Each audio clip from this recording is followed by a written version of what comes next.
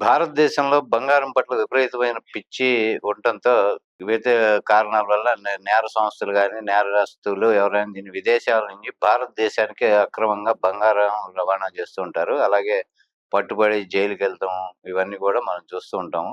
అయితే భారతదేశం కంటే ఏ దేశాల్లో బంగారం చౌకగా లభిస్తుంది అనేది మనం ఒకసారి చూసుకుందాం. అలానే విదేశాల నుండి ఎవరైనా వాళ్ళ ఎమ్మట బంగారం అక్కడ కొనుక్కొని తీసుకురావాలి అంటే దిగుమతి పన్ను లేకుండా 20 గ్రాముల బంగారం అంటే 2 తులాల బంగారం వరకు మాత్రమే అనుమతి ఉంటుంది. ఆ తర్వాత ఎక్స్‌ట్రా బంగారం ఉంటే గనక దానికి పన్ను విధించడం జరుగుతుంది. అలానే దుబాయ్‌లో బంగారంపై వ్యాట్ అనేది తర్వాత ఇంపోర్ట్ అంటే దిగుమతి సుంకం లేనందువల్ల దాన్ని బంగారు నగరంగా పిలుస్తాము.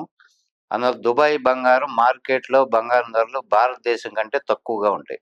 తర్వాత సింగపూర్‌లో నెక్స్ట్ బంగారం ధర తక్కువగా ఉంటుంది భారతదేశం మీద. దానికి తోడు సింగపూరు ప్రధానంగా బంగారు వ్యాపార కేంద్రంగా ఉంటుంది. అలానే భారతదేశం నుంచి చాలామంది బ్యాంకాక్ చూడటానికెళ్తారు. బ్యాంకాక్ బంగారు మార్కెట్ మంచి ప్రసిద్ధి చెందింది. అలానే భారతదేశంలో దాని స్వచ్ఛత భారతదేశంలో కన్నా ఇంకా ప్యూర్ స్వచ్ఛంగా ఉంటుంది. అలానే స్విట్జర్లాండ్ బంగారాన్ని శుద్ధి చేసి నిల్వ చేయటంతో అక్కడ బంగారానికి స్వచ్ఛత మెరుగుండటం, తర్వాత ధరలు మన మీద కంపేర్ చేసుకుంటే తక్కువగా ఉంటుంది. అలానే హాంకాంగ్‌లో పన్ను గూడా మినహాయింపు ఉంటుంది. అయితే మీరు విదేశాల నుండి ఎవరైనా బంగారం కొని భారతదేశానికి తీసుకురావాలంటే, దీనికోసం ప్రభుత్వం చేసిన కొన్ని నియమాలు పాటించడం అవసరం.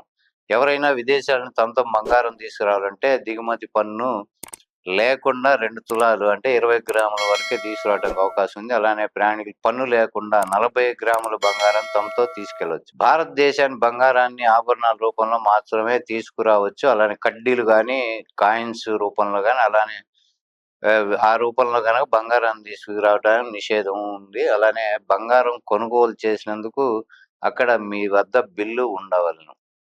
అప్పుడు గాని మీకు టాక్స్ ఫైన్ వేయటమో, లేకపోతే ఇంకా ఎక్కువ ఉంటే గనక కేసు నమోదు చేయటం జరుగుతుంది. కాబట్టి బంగారము అక్కడ మనం కొనుక్కోవాలంటే ఆభరణాల రూపంలోనే కొనుక్కోవాలి.